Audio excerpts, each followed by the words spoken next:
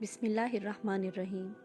رسول اللہ صلی اللہ علیہ وآلہ وسلم نے 16 یا 17 ماہ تک بیت المقدس کی طرف منہ کر کے نمازیں پڑھی، اور رسول اللہ صلی اللہ علیہ وآلہ وسلم دل سے چاہتے تھے کہ کعبہ کی طرف منہ کر کے نماز پڑھیں۔ آخر اللہ تعالیٰ نے یہ آیت نازل فرمائی، ہم آپ کا آسمان کی طرف بار بار چہرہ اٹھانا دیکھتے ہیں۔ پھر آپ نے کعبہ کی طرف منہ کر لیا، اور احمقوں نے جو یہودی تھے کہنا شروع کیا کہ انہیں اگلے قبلہ سے کس چیز نے منع کر دیا۔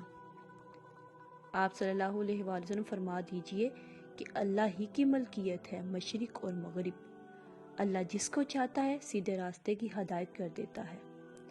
جب قبلہ بدلا تو ایک شخص نے رسول اللہ صلی اللہ علیہ وآلہ وسلم کے ساتھ نماز پڑھی، پھر نماز کے بعد وہ چلا گیا اور انصار کی ایک جماعت پر اس کا گزر ہوا جو عصر کی نماز بیت المقدس کی طرف منہ کر کے پڑھ رہے تھے۔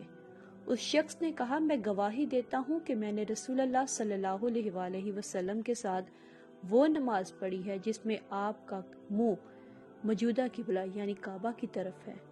پھر وہ جماعت نماز ہی کی حالت میں مڑ گئی اور کعبہ کی طرف منہ کر لیا۔